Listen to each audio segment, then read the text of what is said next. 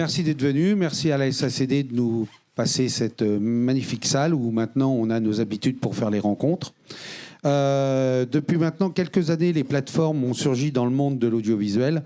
Elles sont principalement américaines comme Netflix, Amazon Prime, Disney+, Apple TV, Molotov TV qui était une plateforme française qui a été rachetée par les Américains.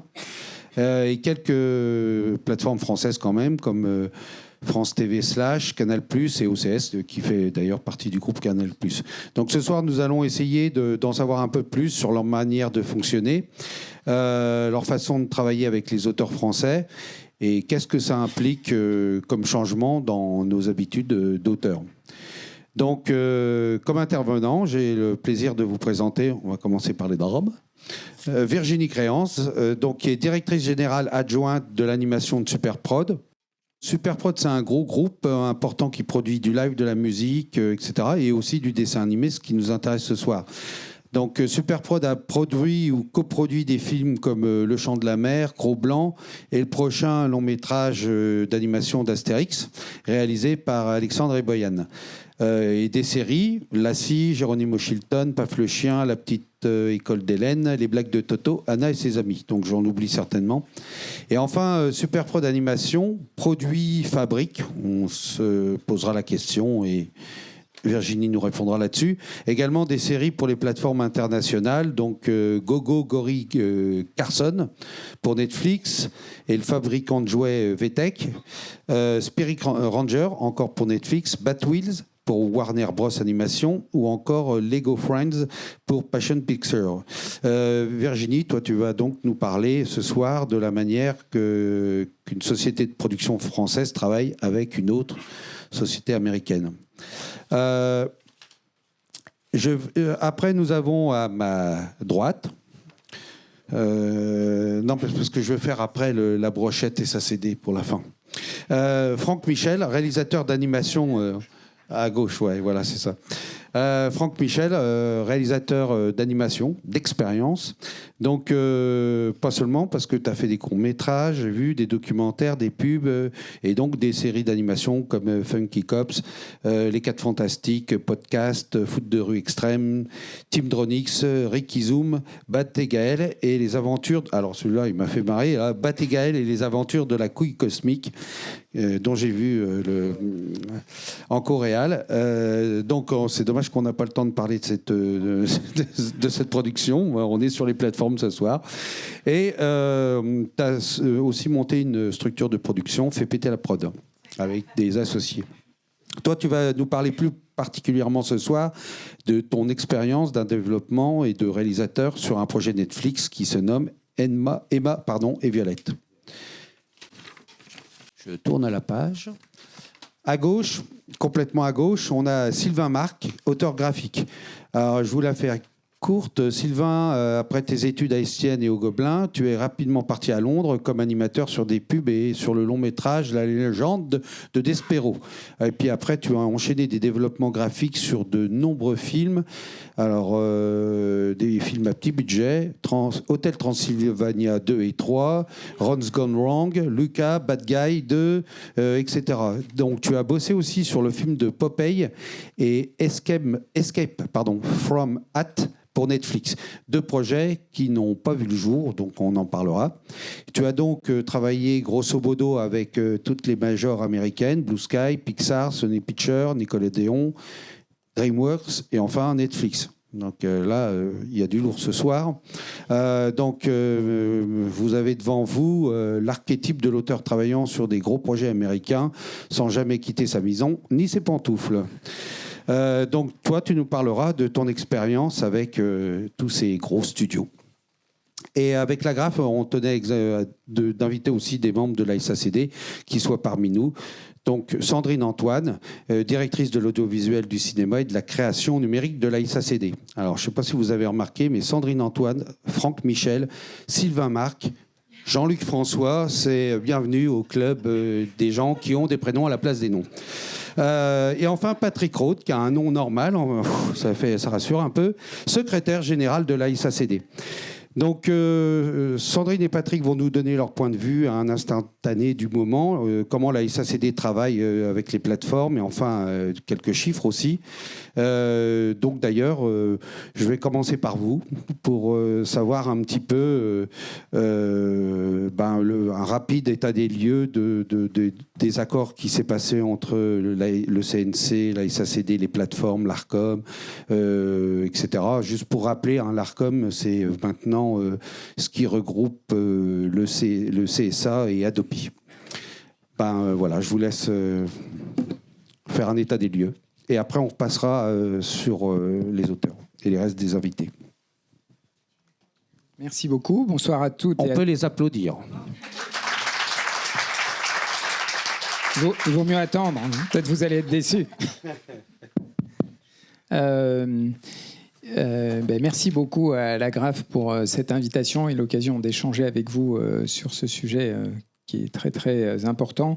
Et avec Sandrine, on va vous présenter un peu globalement tout ce qu'a fait la SACD et comment on voit l'évolution des plateformes, de leur rôle, et pour vous montrer un peu ce qu'on fait à court, moyen et long terme pour essayer que les droits, que les œuvres que vous voulez créer puissent être créées par les plateformes et qu'ensuite elles puissent vous apporter des droits de manière significative. L'action de la SACD, souvent, elle commence dans le domaine, sur ce type de sujet dans le domaine institutionnel. C'est-à-dire on a beaucoup milité au cours des 5-10 dernières années au niveau européen et au niveau français pour que les plateformes type Netflix et ses concurrents aient des obligations importantes en Europe.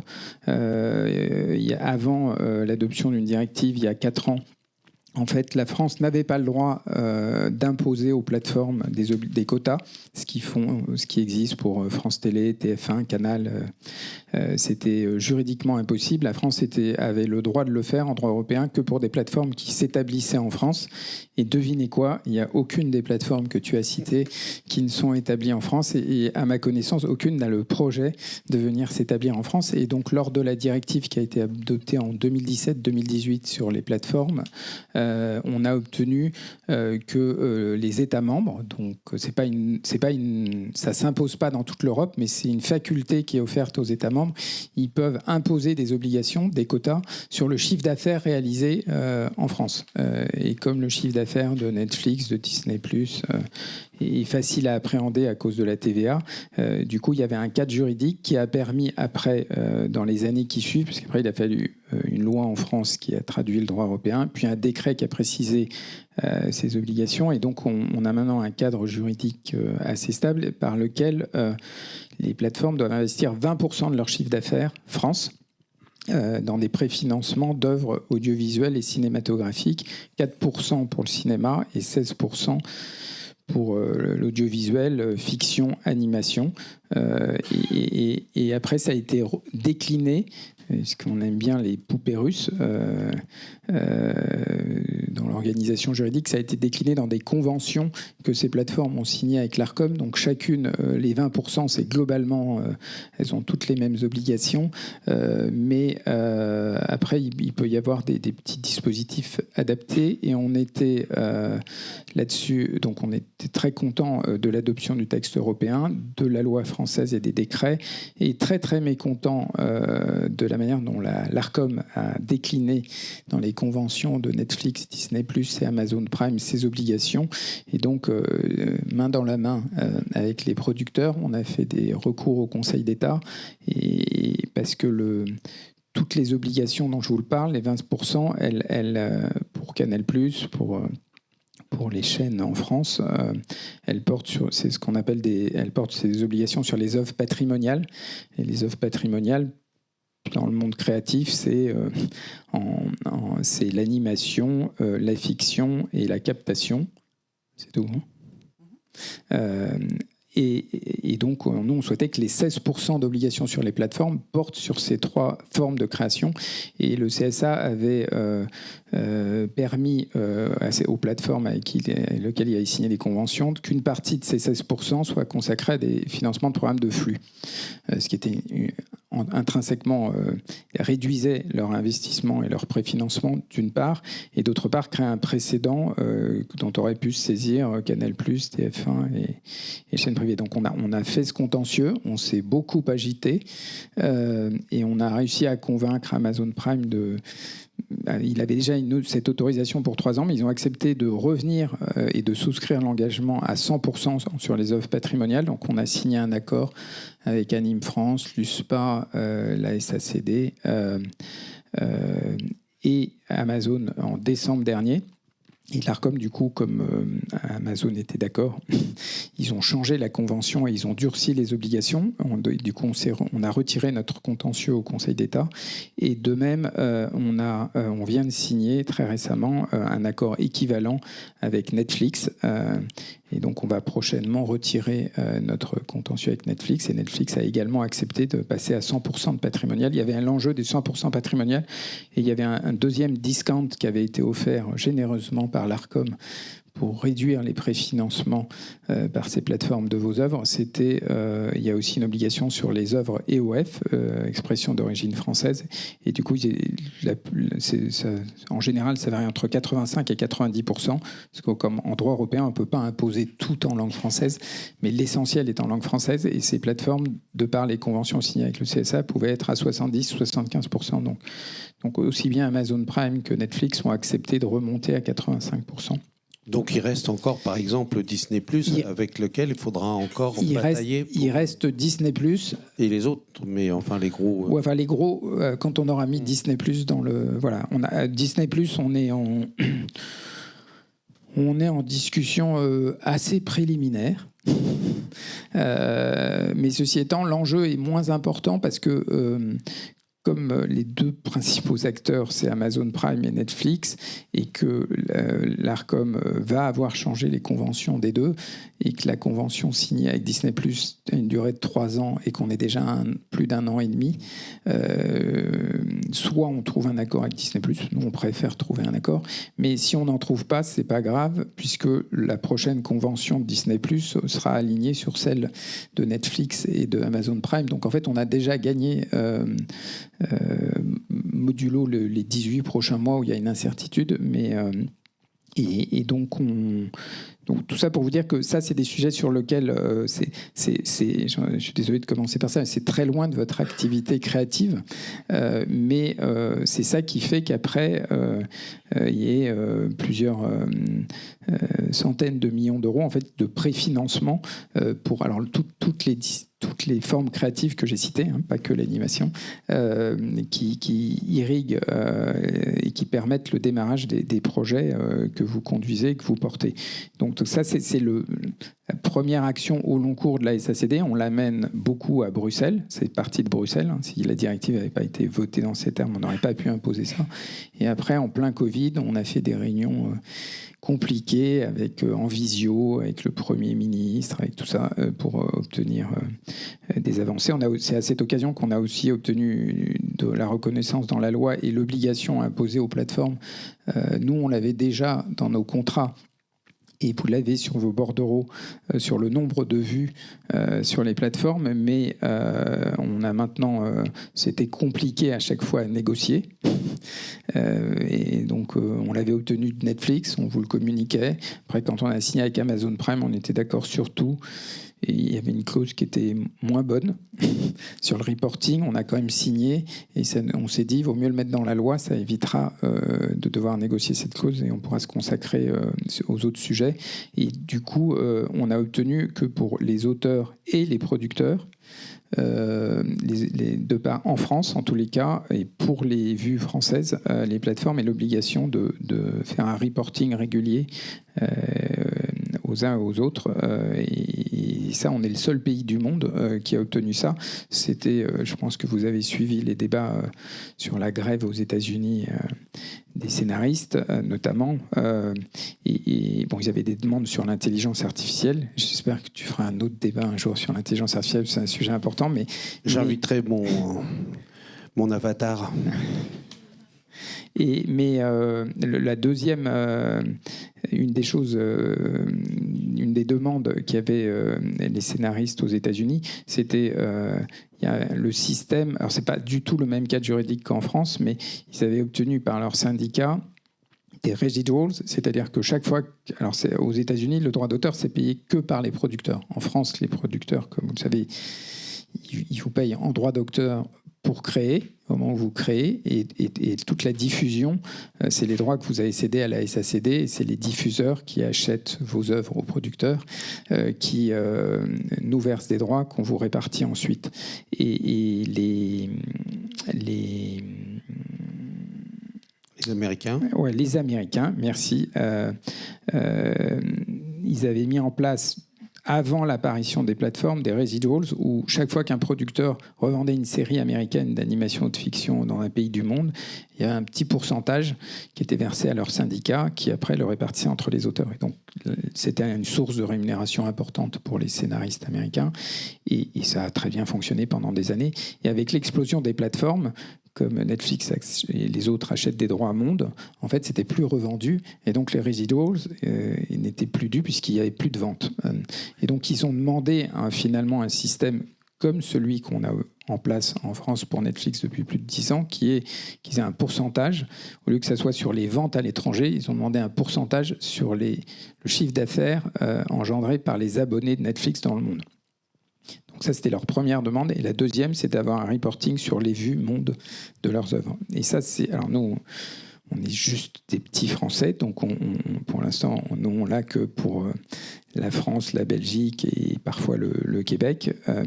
Et via des sociétés sœurs dans quelques autres pays. Mais nous, c'est exactement l'accord qu'on a avec Netflix depuis son ouverture en France. C'est un accord de ce type où la SACD, en contrepartie du droit de mise à disposition de leurs abonnés de vos œuvres, en contrepartie du paiement d'un prix, la SACD lève le droit d'auteur sous réserve, évidemment, que Netflix ait acheté les droits de diffusion aux producteurs ou aux distributeurs qui a un mandat d'un producteur. Et du coup, ce contrat avec Netflix fonctionne. On a un pourcentage du chiffre d'affaires de Netflix France et Belgique. Et c'est des contrats de ce type qu'on a signé ensuite avec Disney+, et avec Amazon Prime. C'est plus compliqué. Autant je vous ai dit que le chiffre d'affaires de Netflix en France ou celui de Disney+, ça s'appréhende parce qu'ils payent de la TVA, et sauf à ce qu'ils fraudent la TVA, ils payent aussi une taxe au CNC.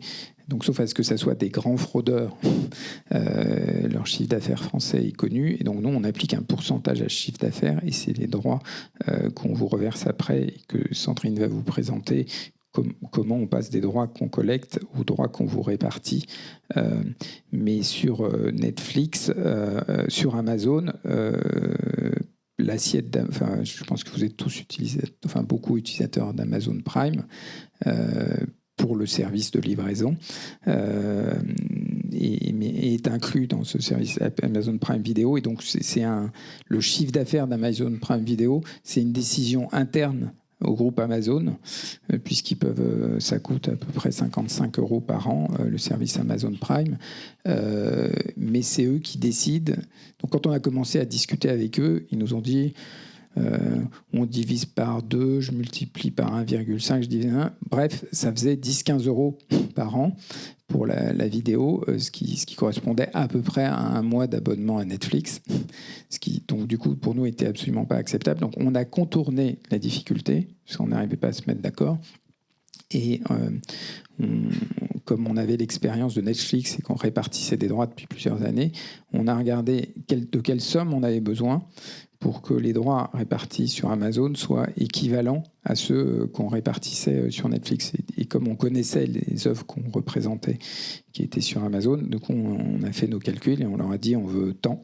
Et après quelques discussions, on s'est mis d'accord là-dessus. Donc, ce que je voulais dire, c'est que ces plateformes américaines, elles ont plein de défauts.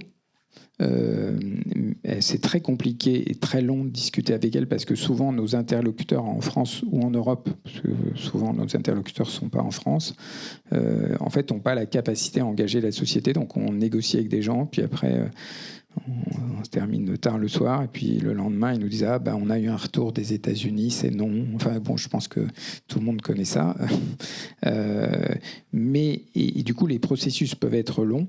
La difficulté qu'on a souvent quand on négocie avec eux, c'est que on est souvent la SACD, la première société en audiovisuel dans le monde avec qui ils négocient. En musique, c'est le même droit qui est applicable dans l'ensemble du monde. Donc quand la SACEM appelle Netflix ou pour négocier un contrat, Netflix a déjà des contrats avec 15, 20, 30 sociétés de musique. Donc ils disent oui, bien sûr, parlons-nous. Tout n'est pas simple, mais en tout cas, nous on arrive et la première réponse c'est mais qui vous êtes? Bon, là on dit Beaumarchais, tout ça, mais parfois ils disent qui est Beaumarchais. Beaumarchais. Mais après, quand on a signé, ils sont très contents. Ils croient que c'est Beaumarchais qui a acheté l'hôtel particulier. Et ils sont très contents de venir se faire prendre en photo au siège de la SACD. Mais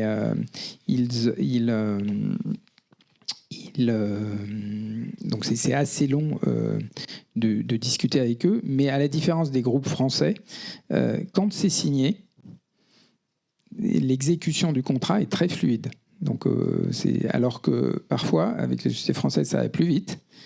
Et puis, 6 mois plus tard, ils disent « Ah oui, ah non, mais ça, je ne suis pas d'accord. » ou ça, je ne veux pas, ou ça, on le renégocie, ou ça... Avant de vous passer la parole, Sandrine, je voulais juste dire quelque chose pour me rapprocher, faire la transition avec... les sujets de la manière dont on répartit les droits. Donc, je vous ai dit, nous, on signe des contrats pour la France, la Belgique et quand on peut, le Québec. Des fois, c'est compliqué le Québec parce que pour des groupes américains, ils ont une vision un peu colonialiste et pour eux, le Québec, c'est une extension des États-Unis. Et donc, c'est des Américains qui parlent français. Oui, mais c'est comme ça qu'ils voient. Oui, voilà, c'est ça. Et non, mais du coup, quand c'est un casus belli et qu'on peut signer un très bon contrat avec une plateforme et sans le Québec, on se dit qu'on négociera le Québec après. Et parfois, à chaque fois, on demande le Québec, mais si c'est la condition pour signer, c'est qu'il n'y ait pas le Québec, on signe déjà sur la France et la Belgique. Mais ça, c'est les contrats qu'on signe directement et on encaisse les droits directement et on vous les répartit ensuite. Ce que je voulais dire, c'est qu'on a aussi des contrats avec des SACD dans d'autres pays européens ou en Amérique latine notamment, et qui eux-mêmes ont ce type de discussion et donc on leur donne mandat pour représenter les œuvres, vos œuvres, en Italie, en Espagne, en Pologne, en Amérique latine. Et dès lors qu'ils ont un contrat avec ces sociétés, quand vos œuvres font des vues dans ces pays, ils nous reversent des droits. Alors, je suppose que certains d'entre vous ont dû toucher des droits à l'étranger. On constate que apparemment, ils négocient moins bien que nous parce que souvent, vous êtes déçus des montants. Mais nous, ce qu'on peut vous garantir avec Sandrine, c'est que tout ce qu'on reçoit pour vous de l'étranger, modulo la retenue statutaire qui est réduite à 6% pour les droits qui viennent de l'étranger, on vous reverse intégralement, mais sur certains pays, les droits sont modestes, mais enfin, ils existent. Donc, on a déjà réparti des droits sur Netflix, sur l'Argentine, sur l'Espagne, sur l'Italie. On va bientôt en répartir sur la Suisse, parce que dans chaque pays, en fait, il faut changer les lois. Et donc, en Suisse, ça va démarrer prochainement. Et on espérait pouvoir en répartir en Pologne, mais les plateformes ont fait un lobbying efficace et au moins jusqu'aux prochaines élections en Pologne, le sujet est complètement bloqué. Et donc, dans ce cas-là, vos œuvres, dans ces pays-là, reçoivent des droits.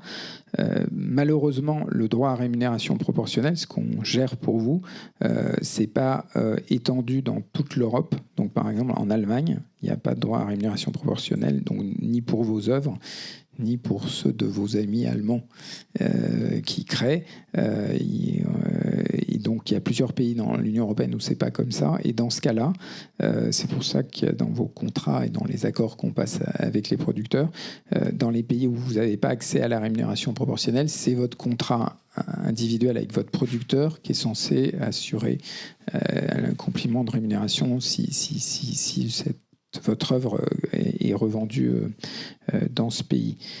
Et je suis désolé, je suis trop long, mais juste parce que souvent la question nous est posée. Ce que je viens de vous expliquer sur vos œuvres en Italie, Espagne, évidemment, ça ne marche que parce qu'on fait l'inverse aussi. Donc, quand on a des mandats des sociétés espagnoles, italiennes, suisses et d'autres, et d'Amérique latine, et donc quand des œuvres de ces pays sont vues en France et sont offertes par Netflix ou Disney, il y a une partie des droits qui est renvoyée vers cette société pour qu'elle la répartisse à ses auteurs. Et encore faut-il, quelque part, qu'on ait signé un contrat d'auteur. Parce que ça va être une des parties, justement, sur laquelle je vais revenir après.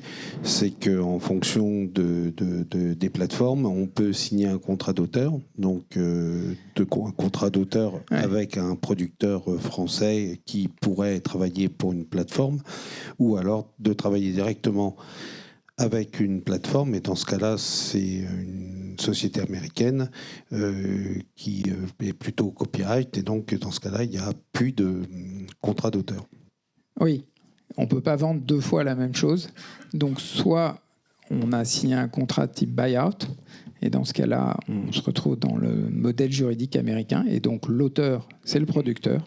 Quand vous signez un contrat de buyout, c'est vous qui l'avez créé, mais c'est comme quand vous voyez à la fin des génériques sur les films américains, l'auteur et le producteur. Et en droit français, en droit en Espagne, en Italie, dans tous les pays que j'ai déjà cités, vous cédez au producteur le droit d'exploiter économiquement l'œuvre, mais le droit d'auteur en lui-même, stricto sensu, le vôtre, est incessible, et vous l'apportez à la SACD. Et c'est pour cette raison que les plateformes et d'autres acceptent de signer des contrats avec nous. C'est parce qu'ils ont besoin à la fois d'acheter les droits de diffusion aux producteurs et de libérer le droit d'auteur. En signant avec nous, il libère le droit d'auteur de tous les répertoires qu'on représente. Et effectivement, et sur les plateformes, c'est arrivé surtout au début, avec des producteurs français ou des producteurs étrangers, parce que vous avez... il y a des contrats parfois qui ont été signés en buyout, et à la SACD, vous savez, on vous demande quand vous faites des déclarations vos contrats, et on s'assure que vous êtes titulaire toujours des droits d'auteur, et dans ce cas-là, on vous représente et on vous verse des droits. Si vous avez signé un contrat de type buyout, il n'y a pas accès effectivement à la rémunération SACD, parce que votre rémunération au titre de droit d'auteur est complètement régie par votre contrat avec le producteur. Alors, pour éviter... parce que parfois les auteurs sont dans une position difficile en égo quand ils veulent qu'une œuvre soit créée et existe. On a obtenu dans la transposition en droit français une double protection. C'est si un producteur qui est au CNC signe un contrat avec l'un de vous avec des clauses buyout, il n'est pas éligible aux aides du CNC au titre de cette œuvre. Donc il peut le faire si vous êtes d'accord, et que le producteur est d'accord, mais c'est en dehors du système du CNC. Et donc comme le système du CNC présente des avantages pour les sociétés de production, ça a un inconvénient pour les producteurs. Et c'est le système c'est un peu ceinture et bretelle. Et par ailleurs, on a obtenu dans la loi aussi que je vous ai dit que les plateformes avaient des quotas, et donc l'ARCOM vérifie le respect de ces quotas. Et quand donc c'est un travail très technique où il compte toutes les œuvres, il regarde les montants et il vérifie si ça fait plus de 16% pour les œuvres patrimoniales d'animation et de fiction et de captation. Et si parmi ces œuvres, il y a une œuvre où il y a des clauses dans le contrat entre le producteur et l'auteur, des clauses de buyout, à ce moment-là, cette œuvre ne compte pas dans le quota. Donc Netflix a parfaitement le droit de signer avec vous et avec des producteurs français des contrats en buy-out. Vous n'aurez pas accès à la rémunération SACD, le producteur n'aura pas accès aux aides du CNC, mais Netflix ne pourra pas présenter cette œuvre à l'Arcom dans ses quotas et devra en financer une autre. Et donc, du coup, avec ce système de double contrôle, pour être sûr, parce qu'il y a les règles et après, ce qui est mieux, c'est quand elles sont appliquées. Donc, pour être sûr, on n'est jamais sûr, mais pour tout faire pour qu'elles soient appliquées, après l'adoption de ces règles, nous, on a signé un accord d'une part avec l'Arcom et d'autre part avec le CNC, où en fait on échange des informations multiples sur toutes ces questions, et ça a conduit, là on a eu un retour hier de l'Arcom, ils ont fait leur premier bilan sur la mise en œuvre de ces règles, et ils ont trouvé l'an dernier que quasiment tous les contrats producteurs-auteurs qui avaient été soumis par des plateformes et des chaînes respectaient les clauses du droit d'auteur à la française sans buy-out. Et il y a eu une ou deux exceptions assez mineures et ils ont notifié aux deux éditeurs et en fait ça ne sera plus... ils se sont engagés à ne plus procéder et puis c'est des contrats qui avaient été signés juste au moment du changement des règles. Donc c'est pas une raison c'est pas une bonne justification, mais ils sont engagés à ce que ça ne se reproduise plus. Donc on a mis en place des éléments juridiques formels qui font que les auteurs français sont relativement, et les producteurs d'ailleurs, parce que derrière ces clauses de buy-out qui concerne surtout les auteurs. Il y a aussi des demandes, mais c'est pas à moi de parler de ce sujet, mais parfois des plateformes sur la nature des droits cédés par les producteurs qui peuvent être très exigeantes. Et donc, en tout cas, sur le marché français, les plateformes sont obligées de respecter ce cadre que vous connaissez quand vous travaillez avec toutes les autres chaînes. Merci. Sandrine, est-ce que tu as quelque chose à ajouter? Peut-être des chiffres? Est-ce qu'on a beaucoup de... est-ce qu'on a beaucoup d'auteurs qui bossent avec beaucoup de plateformes? On a de plus en plus d'œuvres inédites sur les plateformes. Et quand tu dis de plus en plus, c'est en règle générale sur tout, que ce soit fiction, animation, etc. Oui. Parce qu'il y a quelques années, il y avait au départ sur Netflix, il n'y avait pas du tout d'animation. En inédit, il y a toujours eu de l'animation en rediffusion, des œuvres, effectivement, des séries qui existaient déjà. Mais aujourd'hui, on commence à voir des œuvres inédites aussi en animation. Aussi en animation sur les plateformes. Et sur toutes les plateformes, bien évidemment la plus ancienne Netflix et puis Amazon, Disney, et après effectivement il y a des plateformes plus petites, mais donc en gros moi je voulais vous expliquer comment nous travaillons sur les barèmes de répartition. Donc effectivement Patrick a la partie très très compliquée effectivement de négocier les contrats, d'aller chercher l'argent. Pour moi c'est un peu plus facile, j'interviens quand l'argent est là et pour savoir comment il va être réparti auprès des auteurs.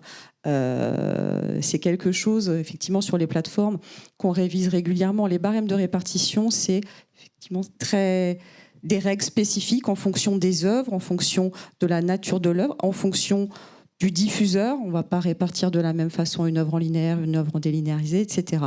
Donc toutes ces règles, on les travaille avec le conseil d'administration. Donc je vois des administrateurs actuels, dont la présidente, et d'anciens administrateurs de la SACD qui savent très bien comment on fonctionne. Donc effectivement, c'est un long travail en amont. On a l'argent, on a un forfait. Il faut savoir comment on répartit les droits.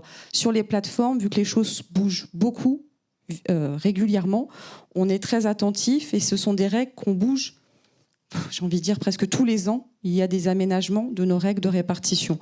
Donc pour vous dire en gros, la philosophie des barèmes qui ont été adoptés par le conseil d'administration, c'était de se dire les œuvres inédites sur les plateformes doivent être valorisées. Donc on a fait 2 enveloppes de rémunération. Donc je vous parlais du barème actuel, pas tout ce qu'on fait depuis l'origine, mais le barème actuel sur les plateformes, c'est de dire toutes les œuvres qui sont présentes sur la plateforme doivent être rémunérées. Donc on a prévu 10% de ce qu'on perçoit rémunère les œuvres au titre de leur mise à disposition. Donc toutes les œuvres mises à disposition sur la plateforme ont une rémunération de l'ordre de 10% de ce qu'on touche, en fonction de leur durée bien évidemment. Et ensuite, on a 90% des droits qui rémunèrent les œuvres en fonction de leur durée et aussi en fonction des vues qu'elles font sur la plateforme. Donc ça, c'est les deux grandes enveloppes. Et ensuite, à l'intérieur des 90%, il y a la valorisation des œuvres primo-diffusées. Parce que les œuvres sur les plateformes, c'est leur première exploitation, c'est souvent leur seule exploitation, c'est que les plateformes les gardent très, très, très, très longtemps, voire pour toujours. Ouais, c'est justement, c'est quoi le type de contrat type? C'est, par exemple, généralement, avec les chaînes françaises, c'est 5-7 ans. Là, c'est au-delà de ça Oui, c'est au-delà. Ça peut être sur toute la durée de vie de l'œuvre. Ah, carrément. Oui. Mais c'est souvent Oui. Ah, oui. Oui, oui. Après, quand même. Ah oui, quand même, ça peut faire long. Ça peut faire long. Quand Netflix produit une œuvre, c'est ce qu'ils mettent dans le contrat. Donc ça peut faire effectivement des périodes extrêmement longues. Donc l'idée de départ était de rémunérer, de bien rémunérer les œuvres inédites sur la plateforme. Oui, alors, c'est pas nous qui sommes le mieux placés pour répondre à ça, mais pour les producteurs indépendants, dans le cadre des nouvelles règles, les durées de cession des droits ont été un peu encadrées, mais c'est pas nous qui sommes les plus sachants. C'est pas les programmes originaux de Netflix. Oui, c'est pas les programmes. Les productions sont plutôt libérées dans des fenêtres d'exclusivité classiques. C'est rien que ça. Et du coup, effectivement, les barèmes ont établi des valorisations pour les œuvres inédites. Donc, on a établi des critères de valorisation avec des coefficients. Je ne sais pas si vous les connaissez. Pour une œuvre qui est inédite sur la plateforme, elle va bénéficier d'un coefficient 10, c'est-à-dire qu'une vue vaut 10 fois plus que pour une œuvre non inédite, jusqu'à 3 millions de vues. Et ensuite, il y a de la dégressivité au fur et à mesure des vues sur la plateforme pour arriver à un coefficient 1 au bout de 8 millions de vues, ce qui est pas mal. Et l'œuvre est inédite pendant une année sur la plateforme. Donc ça, c'est les grandes lignes de barème qui permettent de garantir aux œuvres inédites d'avoir une juste rémunération. Et ensuite, les œuvres non inédites, de toute façon, qui sont vues, bénéficient aussi de rémunération confortable. Donc ça, effectivement, on répartit les droits au trimestre maintenant sur les plateformes Disney, Amazon, Prime Video et Netflix. Donc vous avez, je pense, reçu vos bordereaux tous les trimestres, en gros 5 à 7 mois après l'exploitation, la fin du trimestre d'exploitation. Je vais faire un petit sondage là, rapide. Qui bosse actuellement ou a bossé avec une plateforme? Voilà, toi, il y a quand qui même... a reçu des droits plateforme aussi en rediffusion. Ouais. Mais c'est en rediffusion. En rediffusion. C'est-à-dire que c'est une plateforme qui a acheté une de votre séries qui a été produite par une télévision française. Moi aussi, peut-être bien. Voilà, c'était juste pour voir un petit peu en termes de sondage. Donc voilà, je vous disais, sur les répartitions, on fait des répartitions au trimestre. Sur les 3 grosses plateformes, pour les autres plateformes, on répartit les droits une fois par an. L'année qui suit l'exploitation, donc généralement c'est au mois d'août. Et comme le disait Patrick, sur tous les bordereaux de droit, vous allez avoir communication du nombre de vues de vos œuvres afin de retrouver un peu votre rémunération. Donc voilà les grandes lignes de barème. Et comme je vous disais, on y travaille régulièrement. Ce sont des barèmes décidés par le conseil d'administration. Donc après études régulières, etc. Chaque fois, le conseil d'administration prend les décisions pour valoriser les œuvres et trouver le juste équilibre des rémunérations. Et une dernière question, en termes de proportion par rapport aux chaînes classiques françaises, c'est un quart, c'est moins d'un quart, c'est plus? Qu'est-ce que tu veux dire ? En termes de proportion de revenus, oui. De droits que vous percevez et que vous redonnez aux auteurs. À peu près, hein, on n'est pas obligé de... Juste pour se faire une idée un peu de la proportion. Le groupe qui paye le plus de droits d'auteur à la SACD, c'est France Télévisions. Ce qui est normal, c'est lui qui finance le plus d'œuvres.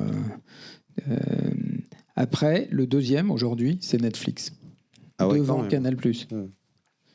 Netflix, c'est 3 fois plus que M6. Okay. Excusez-moi, je voulais dire 2 choses que Sandrine a dites, mais implicitement, et comme parfois la question est soulevée. Donc, elle vous a tout dit, mais en vous disant tout,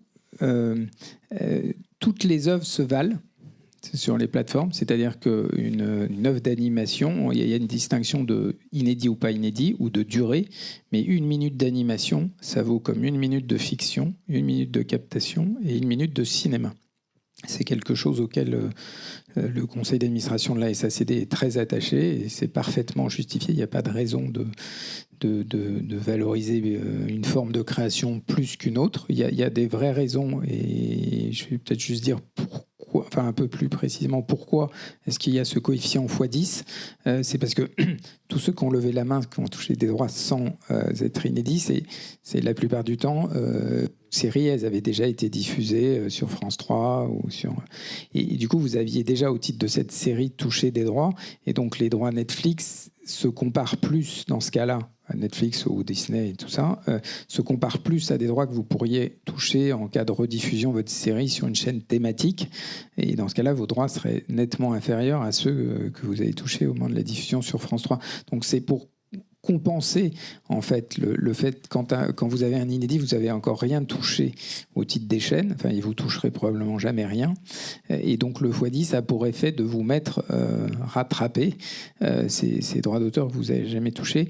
Et peut-être, parce qu'il y avait ça dans ta question, je pense, nous ce qu'on constate aujourd'hui, c'est que on arrive pour les inédits à des niveaux de rémunération sur Netflix notamment, parce qu'après ça dépend des droits qu'on touche. C'est-à-dire Netflix c'est beaucoup plus gros que Disney+ en France, donc on touche beaucoup plus de droits et donc on en répartit plus et donc on peut avoir des droits plus importants. Si on a une série sur Netflix ou une série sur Disney+, vous n'aurez pas du tout la même somme. De même que quand vous avez une série sur Paris Première, vous touchez moins que sur M6.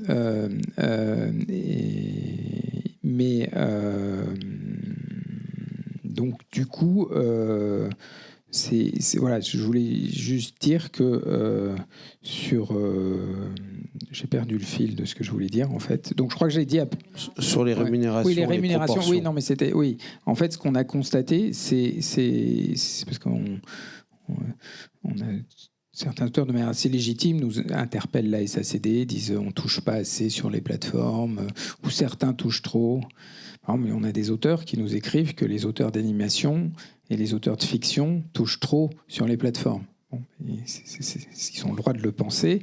Et puis le conseil d'administration a le droit de ne pas donner suite à leurs idées, mais certains l'écrivent en tous les cas. Non seulement le pensent, mais l'écrivent, le disent aussi aux plateformes.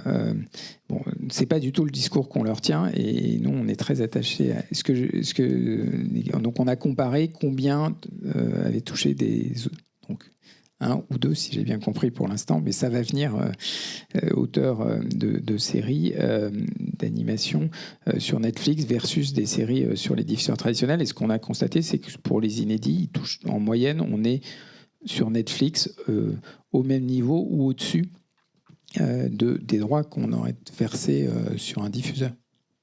Si, merci.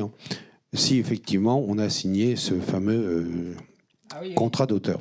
Oui. Je vais me tourner. Sinon c'est zéro. Sinon c'est zéro. Mais peut-être qu'on a une plus grosse paye quand même quelque part. Il faut bien que on s'en sorte en tant qu'auteur. Charles, on va passer la petite vidéo de Superprod. Comme ça, on va voir un petit peu ce que fait Superprod pour ceux qui ne connaissent pas.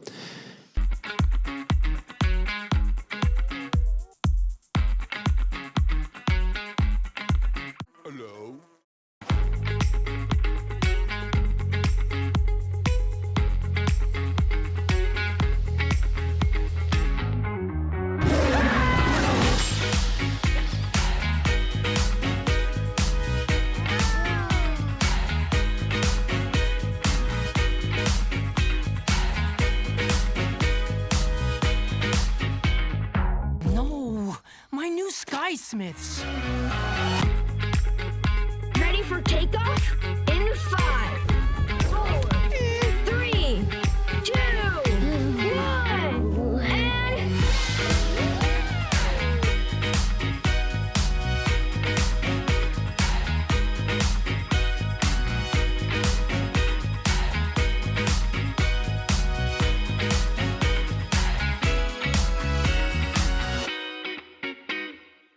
and... It's still working though, that's cool.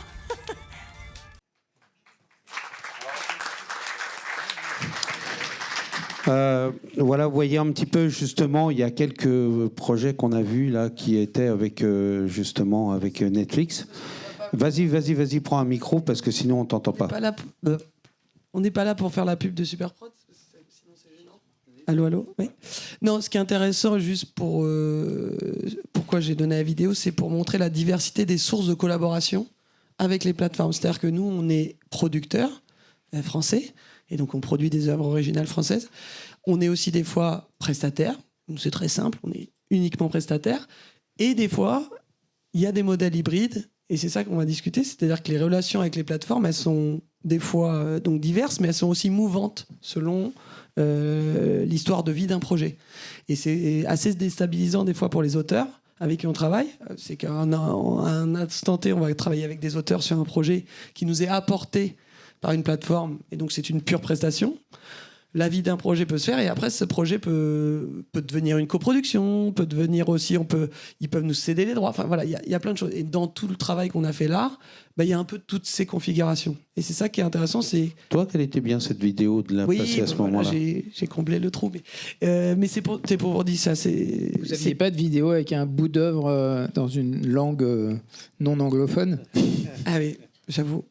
Et voilà, donc voilà, c'était pour vous dire que les configurations sont multiples, et c'est ça que moi, l'axe c'était de parler ce que ça change justement de ces différentes manières de travailler avec les Américains. Donc ce que j'aimerais bien justement, parce que juste à côté de toi, il y a un réalisateur qui a travaillé justement avec toi et avec donc Netflix, et je voudrais juste on en a discuté avant pour préparer cette rencontre, et justement c'était cette manière que vous avez de travailler qui est plutôt différente à ce qu'on a l'habitude de faire nous dans les studios français, puisqu'il y a des nouveaux interlocuteurs, au-delà du fait qu'ils ne parlent pas le français, mais il y a quand même des manières de travailler qui sont différentes, et j'aimerais bien que tu nous en touches un mot. Nous, ce qu'on voit déjà, c'est que chaque développement et chaque projet... Je te parle à toi? Je ne sais pas. Parle à qui tu veux. En fait, chaque développement et chaque projet a une configuration particulière. Et nous, ce qui est assez surprenant, et ce que je racontais à Jean-Luc, c'est qu'on doit s'adapter à cette configuration qui évolue à chaque fois. Ce qui change, c'est non seulement les gens avec qui on collabore, et donc ça touche tous les rôles de nous, ce qu'on a l'habitude de faire. D'habitude, il y a un trio un peu classique avec un producteur, un réalisateur, un directeur d'écriture, un directeur artistique et des équipes. Ce modèle-là, classique français, il est très bousculé dans les configurations avec les plateformes. Donc on peut avoir des fois, et c'est ce que j'imagine Franck tu vas raconter, des showrunners qui ont un rôle très hybride. Certains showrunners sont très directeurs d'écriture, certains showrunners sont très réalisateurs, certains sont directeurs artistiques. Et ça, c'est ce qui bouscule beaucoup la façon dont on a de développer des projets de l'écriture à la réalisation graphique. C'est qu'en face, nos intervenants, ils bougent à chaque fois. Et au-delà de bouger en interne, c'est-à-dire qu'ils ont des structures hiérarchiques quand même qui sont très mouvantes, des postes... Et peut-être très lourdes aussi parfois.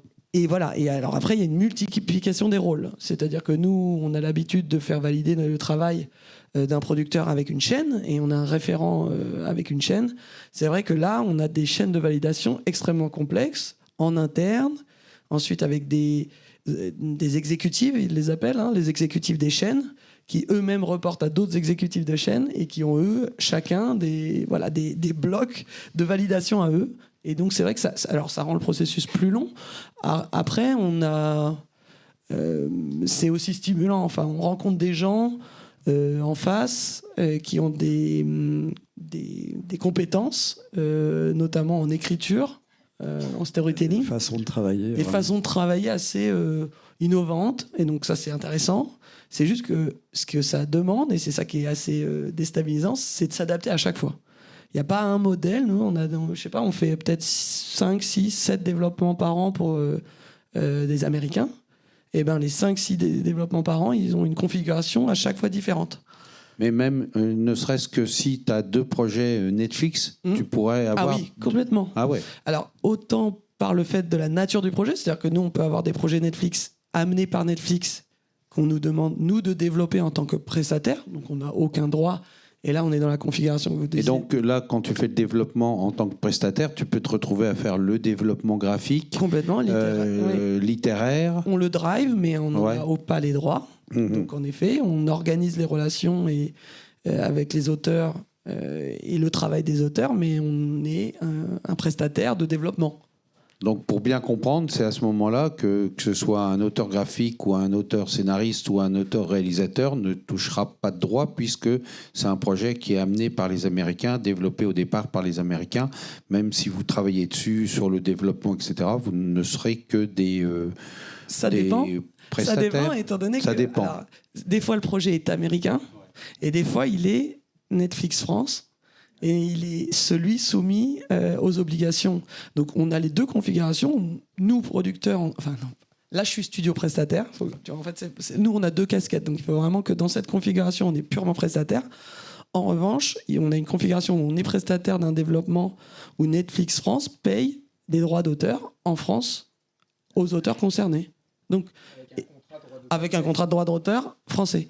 Mais on a aussi des développements dont l'origine est américaine, et là on rentre dans le droit américain. Donc c'est ça qui est assez particulier, et les équipes s'adaptent selon les configs. Bon, alors donc la question c'est quand on est une production Netflix France, est-ce que les négociations se font directement entre Netflix, je vais y arriver moi, France et les auteurs? Alors en fait, je suis embêté parce que je suis pas censé rentrer dans les détails de nos typologies de contrats. Je suis navré. En revanche, non, nous on peut être selon les négociations et le type de deal qu'on a avec les plateformes, être mandaté pour nous vous faire les contrats d'auteur. Ça arrive aussi. C'est vraiment chaque négociation, chaque deal a une configuration particulière. Mais on peut nous faire des contrats d'auteur pour un développement Netflix. Les contrats que nous recevons sont toujours signés avec un producteur. On n'a aucun contrat avec Netflix France. Ouais. Il y a toujours un producteur, c'est auteur-producteur. Voilà. Il Nous, n'est jamais on l'est. directement. Voilà. Mais on est mandaté d'une certaine façon. Après, Voilà. c'est nos affaires avec eux. Mais nous, en effet, on suit la loi française qui est on embauche un réalisateur, un auteur, et on doit être soumis à la loi d'auteur. Ouais, c'est pas le Far West. C'est le prestataire qui s'occupe de faire signer les contrats de buy-out avec les Américains, non. si je résume bien. Mais Non. moi, je peux pas parler des contrats des autres. Ouais. Mais encore une fois, non. Nous, si on embauche un auteur, on est soumis à la loi du droit d'auteur. Mais ça, c'est quand on est producteur. Bah justement, un auteur, j'en ai un à côté de moi. Franck Michel, donc tu as fait un développement avec Superprod pour Netflix, adapté d'une bande dessinée sur la danse. Ouais, bande dessinée française. Bande dessinée française, Emma et Violette. Donc les droits étaient achetés, juste pour qu'on comprenne bien, les droits ont été achetés par Netflix ou par Superprod? Moi, je parle pas des... C'est pas facile pour moi de. Ok. Je peux pas. Mais je peux pas parler des. Si tu veux pas répondre, tu dis renard. Renard. Ok. Non, Non, je voulais juste dire, je comprends parfaitement et je veux rebondir là-dessus parce que parfois, des auteurs ou les autrices nous reprochent à la SACD de pas être transparente sur ses contrats avec les plateformes. Et je trouve intéressant ta réponse parce que nous, on a, dans toutes tes relations contractuelles avec les plateformes, tu as des contrats des engagements de confidentialité extrêmement stricts et qui posent problème si tu les respectes pas. Déjà, et nous, c'est pareil en fait, et c'est pour ça que c'est le conseil d'administration mandate le directeur général de la SACD avant de signer un contrat, donc on explique au conseil d'administration qui a un engagement de confidentialité, donc c'est partagé avec le conseil. Après, on vous explique en détail comment on répartit les droits, mais si vous me demandez quel est le pourcentage du chiffre d'affaires de Netflix à partir qui est appliqué dans le contrat, Tu répondras renard aussi. Voilà, renard. Donc, c'est une bonne mais de toute façon, Et c'était puis pas. chaque contrat est un contrat non, mais négocié. c'était pas une. Non, mais ce que je veux dire, c'est hein, pas pour l'idée de cacher les trucs. Non, mais c'est de dire de ma part, c'était pas chaque une contrat question est- piège. Hein, Mais toi. voilà, il n'y a pas de malaise, Jean-Luc, je sais. Mais je veux vous expliquer que c'est pas une volonté de cacher un truc, c'est que oui, c'est comme révéler les négociations d'un contrat dans une config avec des partenaires. Enfin, c'est tellement unique et puis surtout c'est émouvant. C'est-à-dire que ce qui est intéressant dans le développement de Franck, entre le moment où il nous a rejoint pour l'aventure et le projet à l'heure actuelle, la typologie du projet a changé. Mais c'est pas ça qui est intéressant, c'est plutôt ce qui est intéressant, c'est comment lui, il a bossé au-delà du cadre contractuel. D'ailleurs, justement, on en a parlé aussi pour la préparation. Est-ce que tu veux qu'on montre le pilote tout de suite ou après ? On peut le montrer comme ça, effectivement. Comme ça, vous verrez de quoi ça parle. Un peu, ça dure pas longtemps. Donc, c'est le petit projet qui s'appelle, le petit pilote qui s'appelle Emma et Violette. And 1 and 2 and 3 and 4 and 5 and 6 and 7 and 8. Come on, sis. Imagine the lights.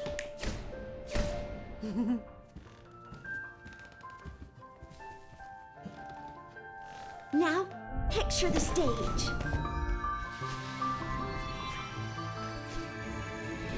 And the audience.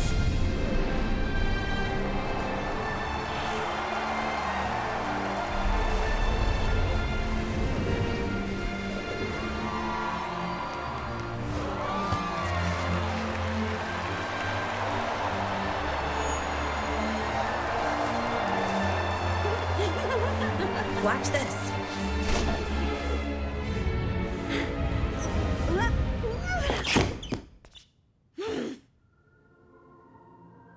What if we don't make it?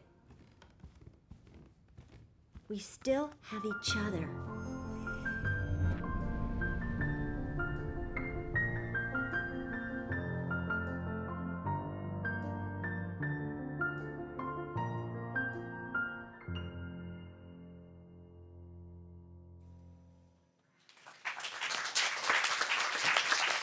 Merci. Vous pouvez l'applaudir parce que vous verrez jamais la suite. Oh, sait-on jamais. Il est dur. Alors effectivement, donc vas-y, raconte-nous ton Combien histoire. de temps ça a pris de ta vie, Franck? Non, mais c'est pas grave. Quoi qu'il en soit, c'était une très très chouette expérience de 8-9 mois, je ne sais pas compter, mais bon, voilà, tout un développement jusqu'à pour 9 arriver mois, à tu ça. m'avais dit, Oui, avec le développement graphique gestation, et voilà. l'écriture. Qui est très rapide. Voilà. Ce qui est bien rapide. Assez rapide. Je viens de faire un développement et un projet en 7 mois, un pilote. Donc, j'ai fait mieux que toi. Mais je peux te le dire, c'est super rapide. Grave. Avec Ouais. une bible littéraire. Oui, Ouais, il y a nous aussi. une Bible très très conséquente. Vas-y, raconte-nous un petit peu comment tu as bossé sur justement l'écriture avec Alors ça, c'est la partie qui m'a, je pense, le plus marqué. C'est donc Clément Calvet, Jérémy Fagner, hein, les deux boss de Superprod, que je connais depuis très longtemps, qui sont revenus vers moi pour me proposer ce projet. Donc j'ai jeté un œil à la BD, j'ai trouvé ça sympa. Il y avait beaucoup de choses à faire là-dessus, dans une adaptation audiovisuelle. Donc il y avait encore tout à faire. Et Clément m'a dit, bon, il va falloir qu'on passe par un showrunner, on dit une showrunneuse, je ne sais pas. Rachel Schaeffer, donc américaine, qui vit au Canada. Et voilà, il y avait une prise de contact avec elle au départ, parce qu'elle elle souhaitait driver toute l'écriture. Mais Clément m'a proposé de participer à l'écriture en une espèce de binôme avec Rachel. Maintenant, passer à des writing rooms comme ça, full English, avec des pointures de l'écriture américaine, bon, bah, il m'a dit, si tu le sens pas, on nomme quelqu'un, etc. Bon, je lui ai dit, non, même pas peur, allez, on y va. Et l'expérience a été franchement géniale. C'est-à-dire que, je sais pas, moi je suis pas un spécialiste de l'écriture, j'en fais forcément de par mon métier ou même de façon personnelle, mais j'ai vu une méthodologie, celle dont on parle souvent, de très très participative, auquel je n'avais pas l'habitude.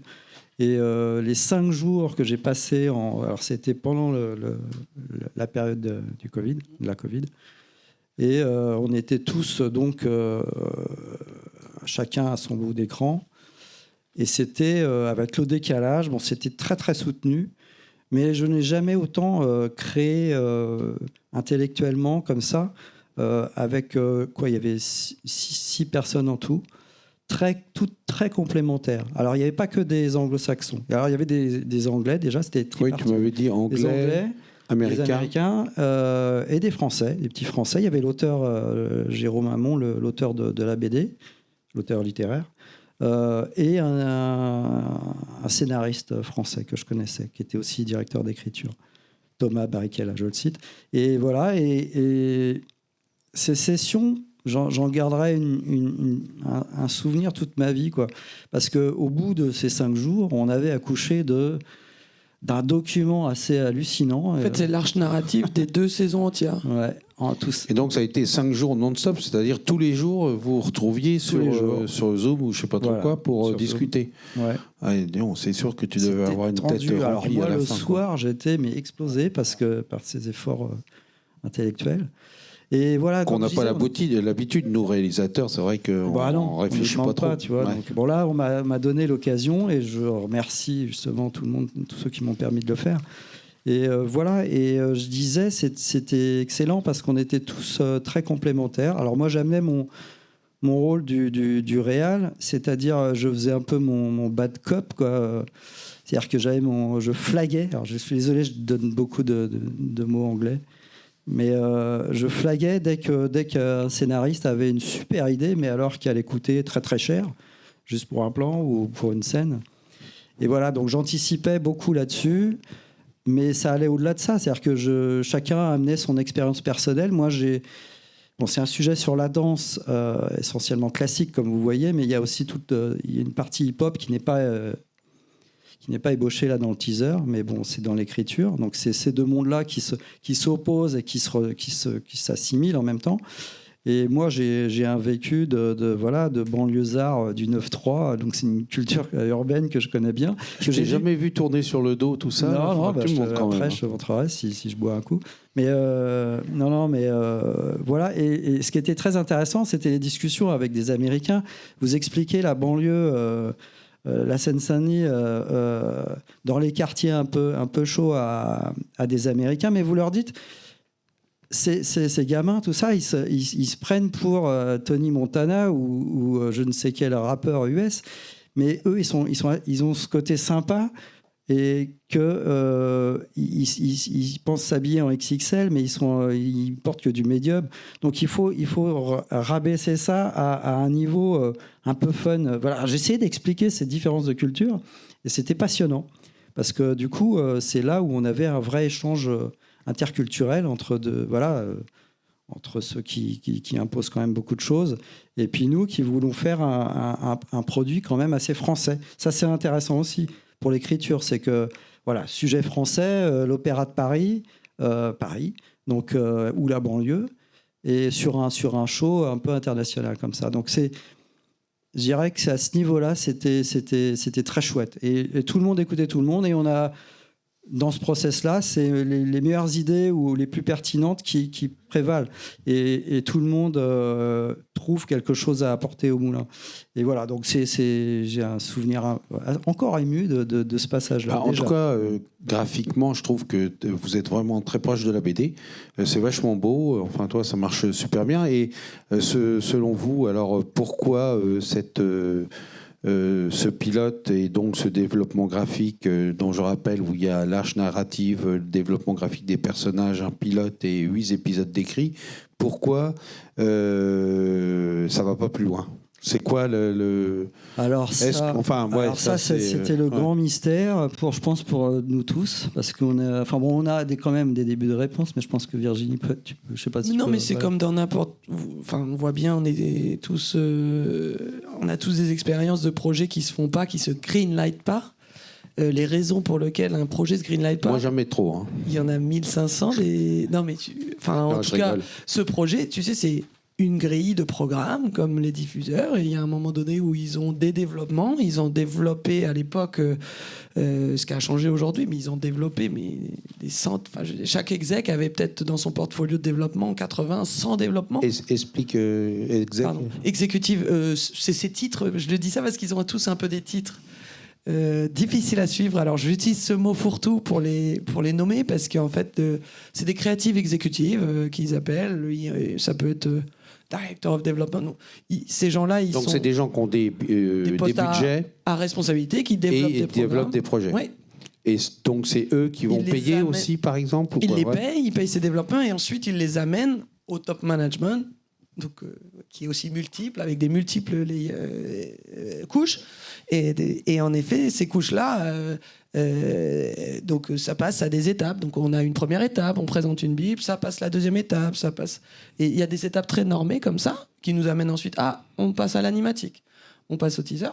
Et qu'est-ce qui fait qu'un projet, malgré avoir passé toutes les premières étapes d'un développement qu'on pourrait connaître dans une convention de développement française un peu classique, où on se dit, après un an de travail ensemble, on se dit, on a une maturité, on a abouti à quelque chose qui va se faire. Ça se fait pas parce qu'il y a une grille dans laquelle, à ce moment-là du marché, il n'y a pas d'attente, ou il n'y a pas... c'est pas lié à la qualité du projet, c'est vraiment très mouvant. Donc comme n'importe quelle chaîne, ils vont greenlighter ou pas selon leurs besoins du marché, leurs attentes, d'autres projets qui sont en même temps, des milliards de raisons. Non, mais je rigolais tout à l'heure en disant que j'avais pas de projet qu'on mettait à la poubelle, mais si j'ai fait des pilotes où tu te défonces et qui finissent quelque part à la poubelle. Mais on essaye quand même, enfin je vois bien en France avec l'économie qu'on a, on ne peut pas se permettre, enfin toi en tant que producteur et moi en tant qu'auteur, on ne peut pas se permettre que de faire des pilotes qu'on va mettre à la poubelle. Donc justement, tiens, je vais me tourner vers un autre auteur. Donc toi qui as bossé beaucoup avec les Américains, Charles, tu peux nous mettre un peu les images là des projets sur lesquels Sylvain a bossé.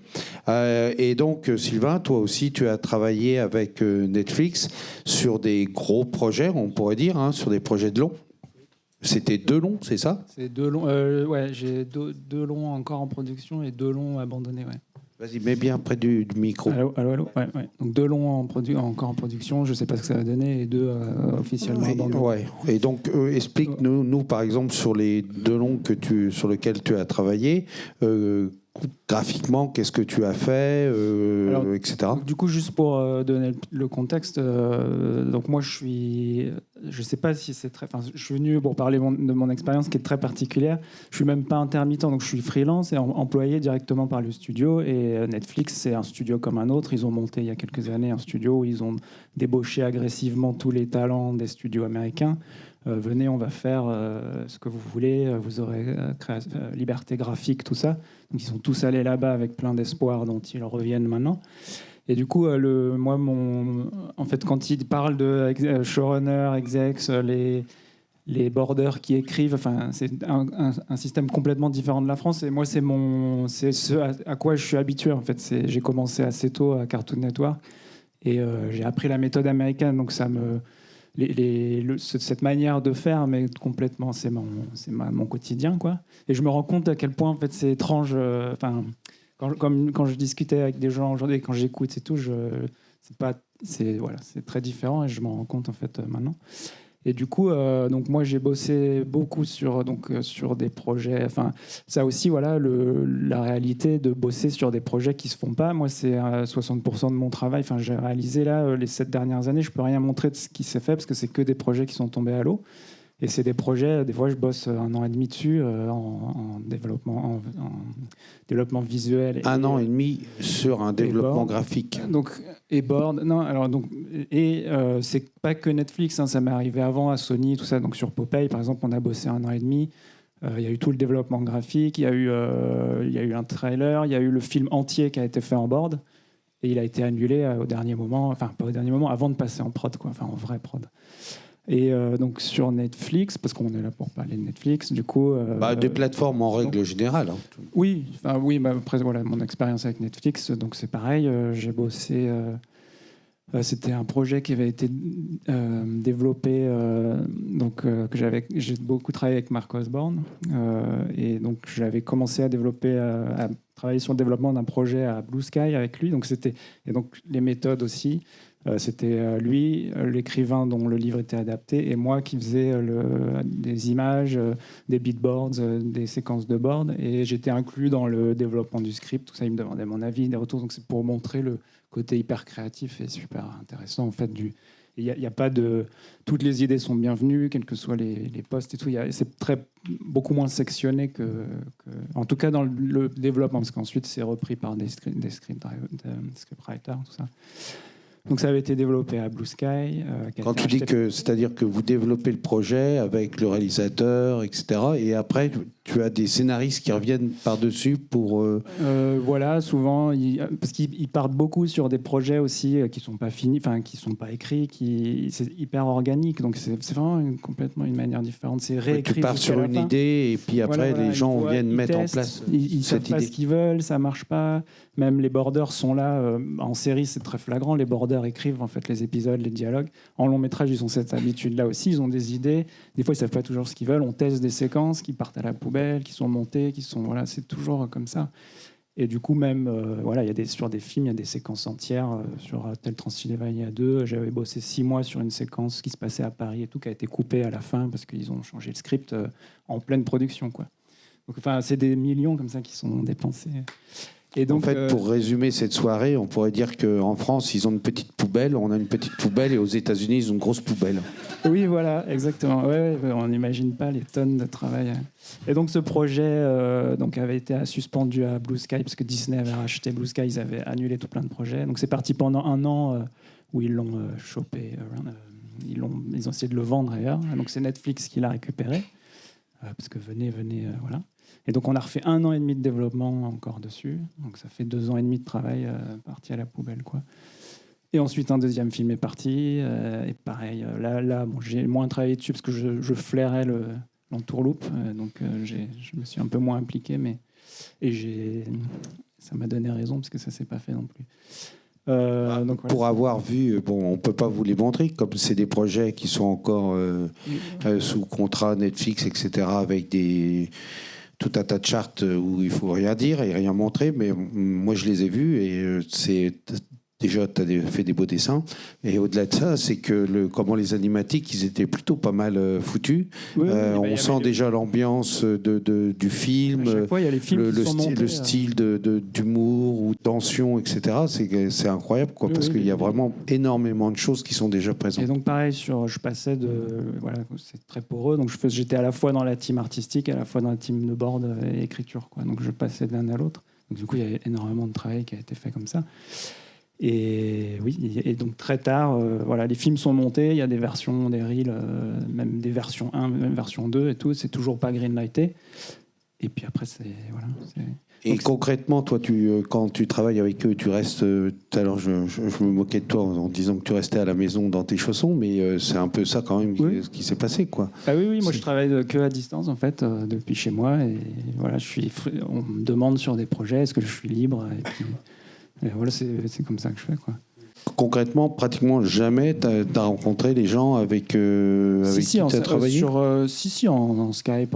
Voilà, non, mais en vrai. Ça dépend. Une fois. Comme on se voit là, nous ce soir, quoi, toi. Genre Marcos Bond, tu sais pas si c'est un nain ou un géant. Non, quoi, parce qu'il il est venu à Londres quand j'y habitais. Voilà. Si une fois je devais aller à Laika et j'ai eu un problème de visa, je me suis fait virer des États-Unis. Voilà, c'est. Mais sinon, ce que je voulais dire, c'est que oui, il y a eu aussi l'euphorie qui est passée là sur ces plateformes-là, enfin en tout cas côté américain, où au début c'était venez, on va faire des trucs super créatifs, tout ça, et donc il y a des choses qui ont commencé à être faites, qui étaient bien, mais et je pense ils sont devenus comme n'importe quel autre studio. Il fallait faire du chiffre, des trucs très safe et tout. Et certaines raisons pour lesquelles des projets ont été abandonnés, c'est trop bizarre, trop artistique, trop risqué, tout ça. Enfin, ils sont partis d'une espèce d'euphorie à quelque chose de beaucoup plus rationnel, comme ça. On pourrait dire qu'ils sont revenus à des choses plus commerciales. Voilà, c'est ça. Oui, je pense que ouais. Et puis là, comme il y a eu la strike des auteurs, il y a beaucoup de projets ils ont vraiment.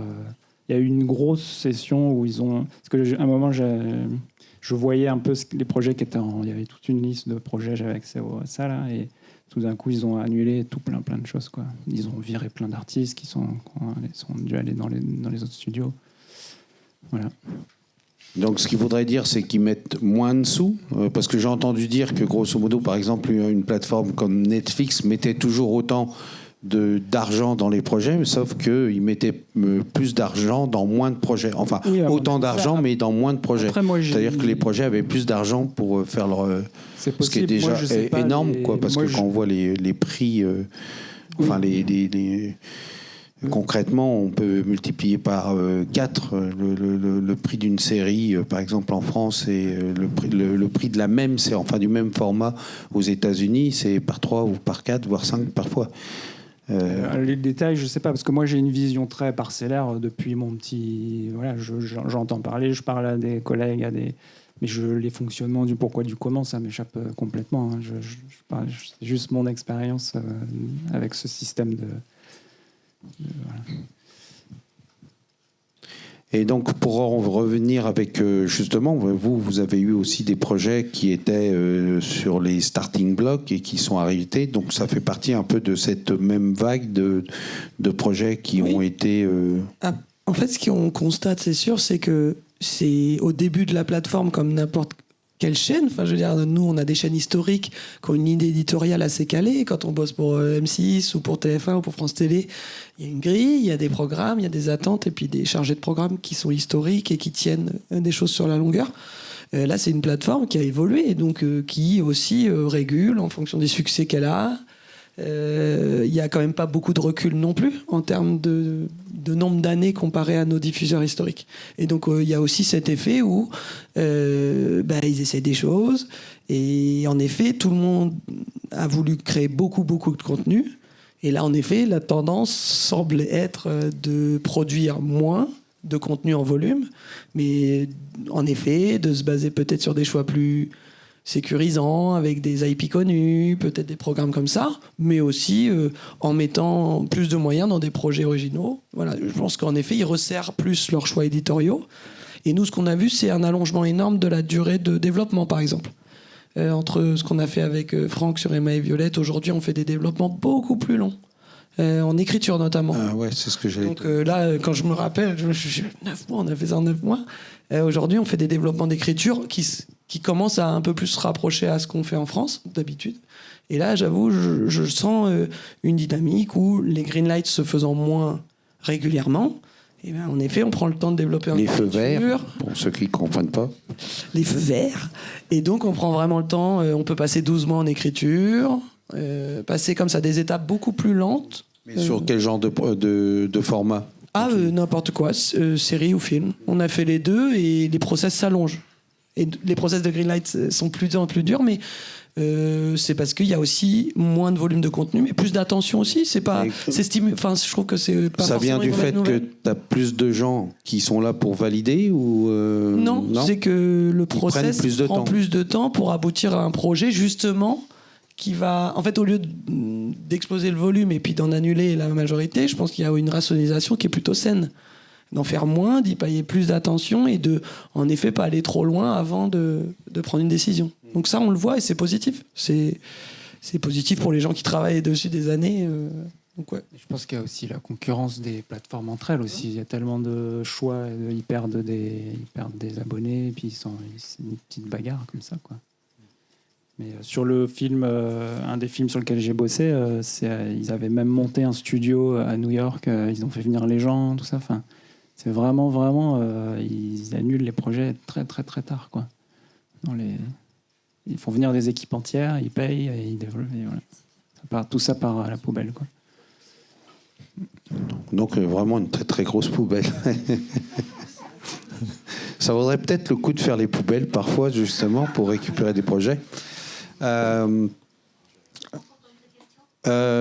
regarde l'heure. Je pense parce que en fait après on va tous remonter, boire un verre et manger un morceau. Si il y a des questions, je vais vous donner un micro parce que comme on est en enregistrement. Non, mais même si c'est tout court, je vais te passer un micro, comme ça vous allez vous passer le micro après. Je l'essuie.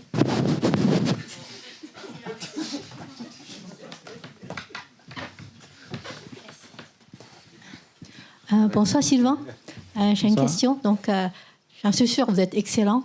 Mais comment vous avez fait le premier contact avec toutes ces sociétés géantes? Comment vous avez fait le premier pas? Pouvez-nous... Il y a pas de... je sais pas, j'ai fait Les Gobelins, je suis parti à Londres, j'étais animateur 3D sur un film.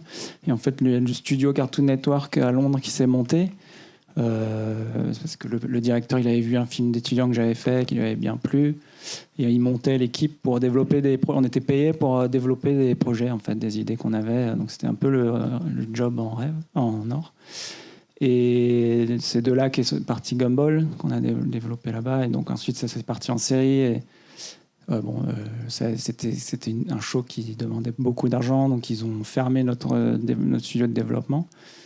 Et j'avais commencé en parallèle. Je m'étais fait contacter par Laika. J'avais travaillé sur les box trolls. J'avais fait tout le développement des personnages. Et ensuite, je pense que c'est du bouche à oreille en fait. Enfin, j'ai jamais. Et ensuite, c'est Gandhi Tartakovsky qui commençait Popeye et qui m'a demandé si ça me disait de développer ça avec lui. Et voilà. Et ensuite, un projet en amène un autre. Et donc, ça s'est fait un peu organiquement comme ça. D'accord. En fait, surtout, c'est le premier pas qui est difficile, quoi. Pour ça, j'ai fait Les Gobelins et à la fin de l'année, il y a le travail, il y a les studios qui viennent choisir les bêtes de foire. Parce que, enfin, moi je les ai eus au Gobelin, j'ai fait jury à Super Infocom, enfin à Rubicon maintenant, etc. Et il y a toujours une américaine qui est là, ou anglaise, je me rappelle plus là. Voilà, qui est là en train de repérer les talents, et puis le lendemain matin, elle a déjà les numéros de téléphone de tout le monde et elle les appelle pour savoir s'ils sont OK pour partir vers les États-Unis. Voilà. Ou l'Angleterre. Et voilà, moi j'ai choisi Londres parce que c'est pour des raisons personnelles. Je préfère être plus près. Une autre question ? Ouais, moi j'avais j'avais aussi une question pour Sylvain. Donc du coup, pour rebondir un peu sur cette question-là, on parlait de travailler tranquillement chez soi en pantoufles, et tu bosses beaucoup avec les studios américains. Et là, ma question, elle porte sur le visa. Tu disais que tu n'étais pas intermittent, mais que tu étais freelance. Et du coup, je voulais savoir, est-ce que toi, pour bosser avec les États-Unis, tu es juste un statut freelance et ils te payent des factures, ou est-ce que tu as besoin de ce visa? Parce que souvent, quand on postule, on te demande, est-ce que vous avez des facilités pour travailler avec le gouvernement américain? Donc, c'est quoi ta situation, toi, par rapport à ça? Et il faut le visa si tu veux aller là-bas, en fait. Si tu bosses chez toi, tu n'as pas besoin de visa. Donc je suis freelance et je facture, je donne des factures, en fait. D'accord, donc tu n'as aucun visa, tout ça, tu es juste français avec freelance, français, ils sous-traitent en te faisant des factures aussi simplement que ça. J'ai une période, comme je disais, j'ai même perdu mon visa parce que Laika m'a fait venir, ils ont oublié de me dire, dis pas que tu viens pour bosser. J'ai dit, c'est une très longue histoire, et donc à l'arrivée à la douane, qu'est-ce que vous venez faire? Je viens bosser. Oups, donc voilà, je me suis fait éjecter. Ils m'ont donné aux autorités canadiennes. Je peux t'expliquer un truc, c'est quand tu vas n'importe où, tu dis toujours que tu es touriste. Comme oui, ça, non, mais voilà, j'ai appris la leçon. Mais là, du coup, j'ai perdu mon droit d'aller aux États-Unis, le visa waiver. Là. Donc maintenant, j'ai dû faire un vrai visa touriste travail. Mais c'est toujours une galère à chaque fois. Mon fichier arrive, mais donc venez par là, je dois expliquer tout le temps. Okay, sinon voilà, il n'y a pas besoin de visa. Il y avait une question devant là, juste devant. Merci. J'avais 2 questions en fait. Je ne sais pas si c'est autorisé. Je regarde l'heure. Vas-y, mais Merci. Tu payes ta tournée après. Pas de souci. Je m'engage pas. Ça finira dans la poubelle, cet accord-là. Justement, pour parler des projets qui n'aboutissent pas, parce que c'est quelque chose qui peut aussi beaucoup stresser un auteur, cette question-là, quand on a beaucoup travaillé sur un projet. Est-ce que vous avez déjà vu des histoires de projets qui en fait sont abandonnés puis sont repris, ou alors est-ce qu'il y a un moyen pour un auteur de récupérer au bout d'un certain temps? Est-ce qu'il y a quelque chose en fait qui est prévu? Comme s'il n'y a pas d'exploitation pour récupérer les droits pour l'auteur d'origine. Ça, c'était ma première question. Et la deuxième, elle était aussi pour un auteur. Je pense que comme le showrunner en fait est dans la hiérarchie américaine quelque chose de très protéiforme et qui est adapté à chaque projet, est-ce que vous avez déjà eu aussi, vous, des cas où il y a un auteur français qui devient showrunner en travaillant avec des Américains, vu qu'il y a aussi cette question de directeur d'écriture qui peut se poser. Vu que dans beaucoup de cas, ça devient une forme d'autorité aussi d'écriture. Donc voilà, c'était mes 2 questions. Moi, je veux bien Je peux répondre à la première, elle est facile. Tout se négocie vraiment. Enfin, on a vu des projets, oui, se faire annuler, mais se faire garder en exclusivité. Mais on a vu des projets aussi se faire reconfier à d'autres. Voilà, si Netflix annule ou d'autres projets, ils peuvent totalement céder le privilège ou le droit de redévelopper, de revendre. Ça existe. Moi, je peux Les deux donner existent. une expérience personnelle. Enfin, par exemple, le projet Blue Sky qui avait été abandonné, qui est reparti à Netflix. Donc là, je sais pas comment ils sont, mais il y a quelque chose. Et moi, à titre personnel, par exemple, à Cartoon Network, j'ai développé un projet de série. Série, puis j'ai pilote série. Et après, je me suis dit, je voulais pas faire la série. Et je voulais proposer un format long. Donc j'ai travaillé 1 an de développement. Et entre-temps, le studio a fermé. Ils ont même pas regardé le projet. Ils l'ont mis à la poubelle. Et donc j'ai récupéré mes droits, sauf qu'il y a une petite clause dans mon contrat qui dit que si c'est fait ailleurs, ils ont 5% des bénéfices. Donc ça, c'est quelque chose qui m'a empêché, parce que j'ai eu des questions après, où est-ce que ça en est ce projet? Et dès que je le disais, c'était un peu ça stoppait la conversation. Et là, c'est mon sujet du moment, parce que là, j'en ai un peu marre de l'anime et de ça, des trucs annulés et tout, parce que j'ai eu trop ça, là, j'en ai eu jusque-là. Et du coup, j'ai un projet de BD que je réadapte de ce projet. Donc là, je suis en discussion, je suis prêt de signer pour l'édition, et sauf qu'il y a ce petit truc je suis encore en train qui m'embête encore. Donc j'ai pris une avocate aux États-Unis qui regarde, et puis c'est encore un long processus et tout. Donc c'est faire vraiment gaffe à ce qu'on signe, et voilà. J'espère que ça va se résoudre. C'est sur le point, j'ai un accord tacite pour l'instant où il me laisse faire une bande dessinée, et ça concerne que les droits audiovisuels, si jamais il y a une adaptation. Mais là, maintenant, tout le truc, c'est d'avoir un accord écrit, et pour que voilà, tout soit clair et tout. Et ça, c'est encore une autre paire de manches que j'espère résoudre avant la fin de l'année. Mais voilà. On te souhaite bon courage. Oui, merci. Et donc, la deuxième question, c'était... Le showrunner, en fait... Le showrunner, déjà, il faut que tu parles super bien anglais, quoi. Enfin, j'en ai vu quelques-uns quand même, toi aussi. C'est que le showrunner n'a strictement rien à voir avec ce qu'on pourrait appeler un directeur d'écriture ou quelque chose comme ça en France, vraiment. C'est des gens qui viennent soit ils ont travaillé dans la production avant. Enfin, ils ont les bons, parce qu'en fait, il y a des showrunners, il y en a beaucoup aux États-Unis, hein, c'est un grand pays. Et nous, on parle tout le temps que des super séries américaines qu'on voit en France, mais il y a aussi des navets, et il y a aussi des très mauvaises séries, et donc il y a des très mauvais showrunners. Mais bon, ça, on n'en parle jamais, parce que les navets, on les voit pas trop en fait en France, par quelques-uns. Mais en tout cas, ils ont vraiment c'est des gens généralement qui connaissent plutôt bien la prod, donc planning, chiffres, etc. Et qui après ont soit des expériences plus qui viennent par exemple, comme tu disais tout à l'heure, soit un peu plus de l'écriture, soit un peu plus de la prod, soit un peu plus du montage, soit un peu plus de la direction artistique. Et ce qu'on a encore pas trop, je trouve, en ce moment en France. Et j'avoue que moi, le showrunner, ça me fait... enfin, je sais pas ce que vous en pensez, mais personnellement, moi, ça me fait pas trop bader, quoi.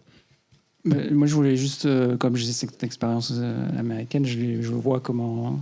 On n'en a pas besoin en France. C'est un truc culturel, très culturel, qui est différent quand on les voit travailler. Enfin, ils ont vraiment le sens du storytelling, contrairement à... Enfin, quand on le dit, c'est pas une blague, quoi. Ils ont vraiment ça. Je pense que ça leur vient. Nous, on est très littéraire dans nos études. On associe très tôt la lecture à Baudelaire, à des trucs un peu...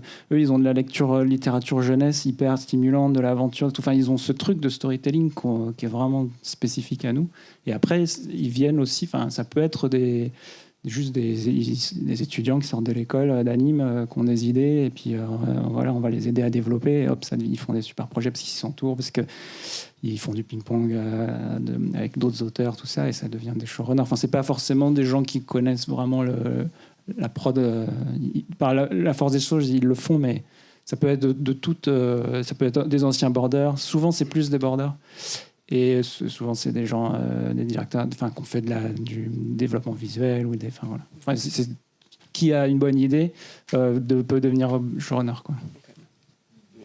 D'autres questions ? Oui, bonsoir. Camille Béatrix, École des Gobelins. Je voulais juste rebondir sur la problématique de tous ces shows qui sont annulés alors qu'il y a eu une espèce d'Eldorado du développement et tout le monde faisait des trucs trop cool et on avait l'impression de pouvoir tout faire et aujourd'hui ça se recentre. Si on regarde le marché, c'est aussi parce que aujourd'hui tout le monde a un abonnement à une plateforme. Et cet Eldorado, c'était un moment où les plateformes elles faisaient de la séduction du public en essayant d'être la plateforme qui avait les produits les plus cool pour avoir les abonnés. Aujourd'hui, on n'est plus du tout là. Tout le monde a un abonnement et on va essayer d'être la plateforme qui va avoir pas tant le nombre de contenus que la qualité des contenus, puisqu'on est aujourd'hui à nouveau inondé de contenus et de plateformes. C'était juste pour ajouter ça. Voilà, merci. Oui, c'est sûr que là, ils ont un fameux plafond de verre maintenant qu'ils ont atteint en nombre de gens qui sont connectés, quoi. Et c'est sûr que pour l'instant, ils vont pas augmenter. Bon, peut-être avec des projets moins conventionnels, mais bon, on voit bien qu'en ce moment, même au cinéma américain, on est vraiment dans le très commercial avec des Superman et des Batman, enfin tous les trucs qui se finissent en man. Il n'y a pas beaucoup de girls d'ailleurs, mais en tout cas c'est sûr qu'on voit bien que là on est à un apogée sur ce type de projet.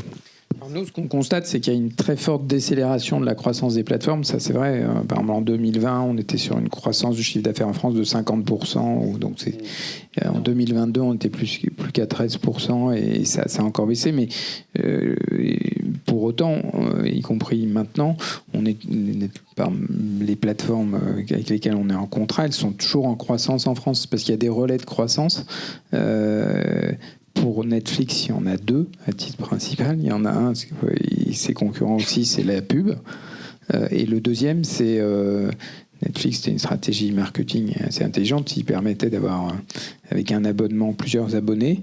Et maintenant, c'est plus difficile d'avoir plusieurs abonnés. Et donc, quand vous êtes habitué à regarder Netflix, si vous voulez continuer, il faut vous souscrire un abonnement. Donc, il y a des petits relais de croissance. Il y a eu des augmentations de prix. Ce qui peut se passer, c'est qu'il y ait un peu de la concentration et qu'il y ait moins de plateformes. Et qui, du coup, ça leur permettra probablement d'augmenter encore plus le prix. Donc, la croissance Sky, c'est fini, effectivement. Après, on n'est pas encore sur un plateau. Enfin, j'espère. Il y a des relais de croissance légers qui sont là. Et ce que je voulais dire sur les changements, tu as raison, tu as parlé de beaucoup de raisons éditoriales et pourquoi des projets s'arrêtent, tout ça. Après, il y a des mouvements aussi capitalistiques. Par exemple, Disney, ils étaient sur une stratégie de rattrapage de Netflix. Donc, ils investissaient massivement. Ils n'avaient aucune contrainte. Des films de cinéma qui allaient leur apporter beaucoup d'argent en salle, ils préféraient renoncer aux recettes salles pour les réserver à leurs abonnés, alors qu'ils n'avaient presque pas d'abonnés. Pour plein de raisons, le PDG le PDG Monde a été changé, et du jour au lendemain, toute la stratégie a été réévaluée, et dans les sociétés américaines, ça va très très vite. Ça peut être parfois lent, mais ça peut aller très vite aussi pour dire oui, mais ils peuvent changer d'avis en quelques demi-journées sur des projets assez stratégiques. Lucas, là, il devait sortir au cinéma et ils l'ont sorti direct sur Disney+, quoi. Ouais. C'était, je ne sais pas quels sont les accords. Ouais, ce qui était quand même une aberration, puisque tu privais quand même beaucoup de gens de regarder ce film-là. Mais bon, une des raisons pour laquelle ils ont changé de patron à Disney+, c'est que je crois qu'ils avaient un trou de je ne sais plus combien de milliards, donc ça peut-être motivé un peu les... Non, il y a ça, ils avaient un problème avec un gouverneur républicain d'un État pas très LGBT-friendly, ils ont eu des problèmes avec leurs salariés, enfin il y a plein de raisons. Et puis aussi, par rapport à Netflix, ils ne sont pas sur le même modèle économique, puisque Netflix, c'est un distributeur d'œuvres. Nous, on n'utilise pas le mot contenu, mais c'est un distributeur d'œuvres avec des clients qui gèrent des abonnés.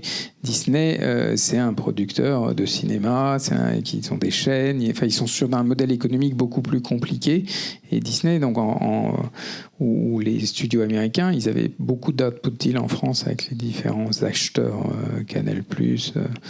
Et du coup, ils avaient des recettes un peu garanties en France assez significatives. initiative et pour lancer leur plateforme, ils y ont renoncé. Et du coup, il faut prendre beaucoup d'abonnés.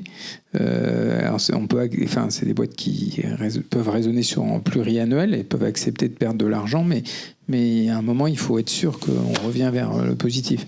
Mais juste un truc, là, c'est...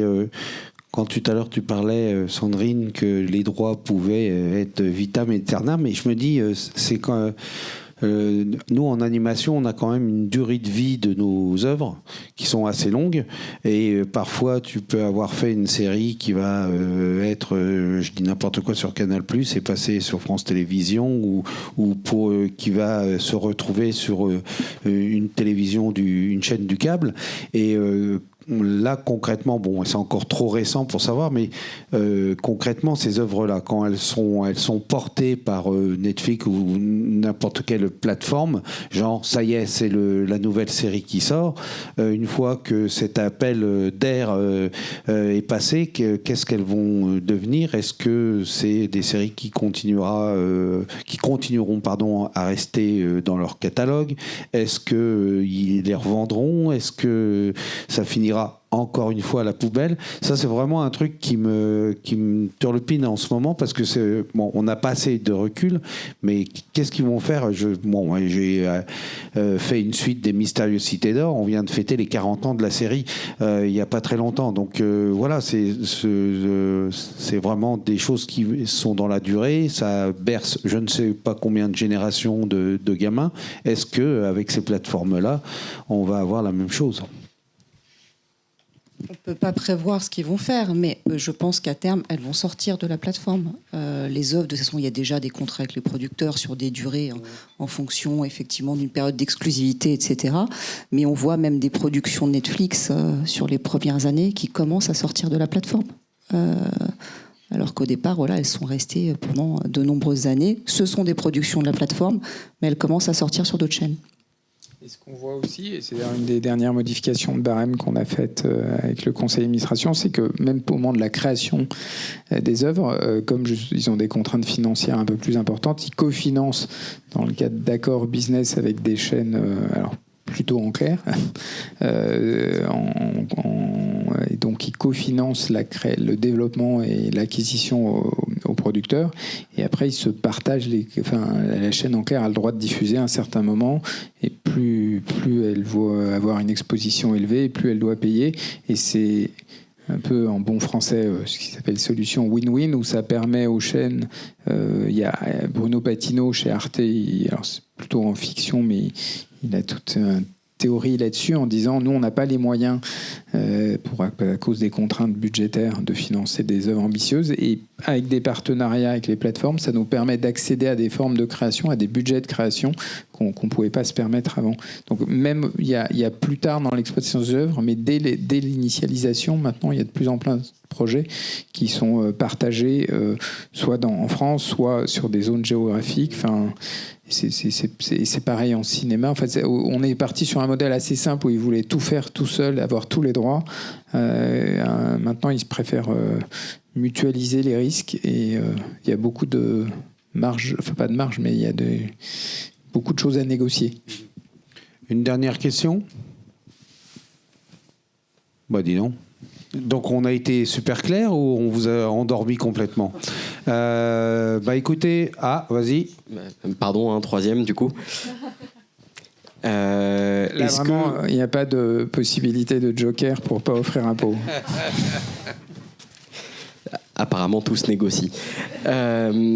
Du coup, ma troisième question a été, est-ce que vous avez vu avec les plateformes des changements dans les genres qui se font produire dans l'animation? Est-ce que vous voyez des marchés qui s'ouvrent, qui se ferment? Est-ce qu'il y a eu un impact que vous voyez aussi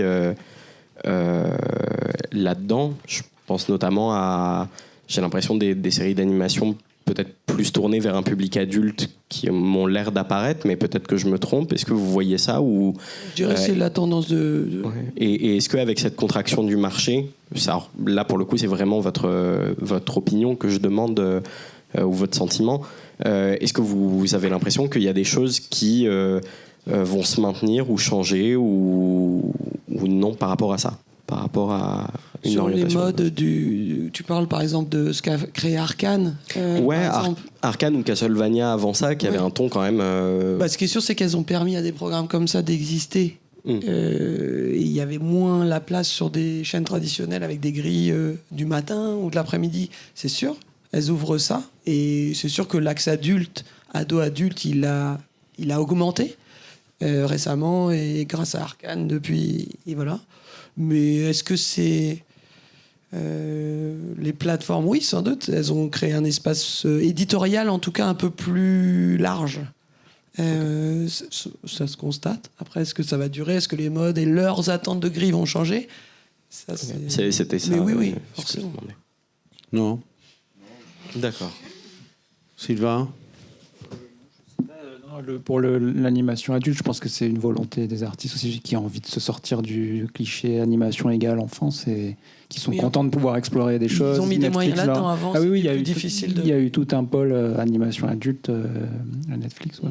Je sais pas trop ce que je peux C'est dire. vrai qu'ils ont créé des divisions pour ça, donc ça a encouragé. Après, il y a la mode visuelle, les Spider-Man chapeautés, tout ça, enfin, tous les trucs qui reviennent un peu plus près du concept art et tout, Tortue Ninja, tout ça. Il y a un peu cette mode-là en ce moment de tous ces films. On est sorti du truc lisse, 3D, joli 3D. On veut retrouver la patte de l'artiste, tout ça. Donc ça, c'est la grosse mode un peu en ce moment, j'ai l'impression. Et c'est purement subjectif, de ce que je remarque. Ouais. Bon, je pense qu'on va s'arrêter là. Merci encore à vous et merci aux invités. Maintenant, je vous propose de se retrouver en haut dessus pour grignoter un truc et boire un coup.